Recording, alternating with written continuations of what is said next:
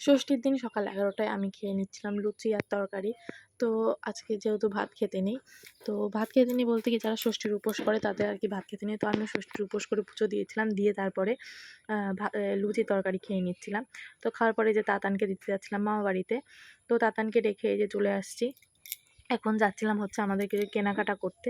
তো আমাদের আগে যেহেতু কেনাকাটা হয়নি, তো ষষ্ঠীর দিনকে সবাই ঠাকুর দেখতে যাবে আর সেদিনকে আমরা কেনাকাটা করতে গেছিলাম। তো যেতে, যেতে এই যে দীঘার জগন্নাথ মন্দির করেছিল সিংহের বাগানে, সেই মন্দিরটাই দেখে নিলাম আর কি, প্যান্ডেলটা। দেখার পরে যে চলে গেছি, চলে গিয়ে তারপরে এম বাজারে গেছিলাম, গিয়ে এই যে শপিং-টপিং আমাদের হয়ে গেছে। তো দিয়ে এখানে দাঁড়িয়ে রয়েছি, ওদের গাড়ি রাখার পার্কিং ছিল পেছনের দিকে। তো তোমাদের দাদাভাই গাড়ি আনতে গেছিলো আর আমি এখানে দাঁড়িয়ে আছি ব্যাগ-ট্যাগ নিয়ে।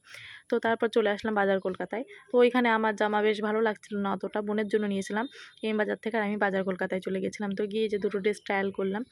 তো এটা থেকে আমার যে প্রথমে যেটা পরেছিলাম সেটাই ভালো লাগছিলো, তো ওই ড্রেসটাই নিয়ে নিয়েছিলাম। তো আশা করি তোমরা দেখেছো। এটা অনেক পরে ভিডিওটা আপলোড হচ্ছে। তো এখন বাড়ি চলে আসছে, আর সেদিনকে প্রচণ্ড রোদ ছিল আর খেয়ে নিয়েছিলাম লস্যি।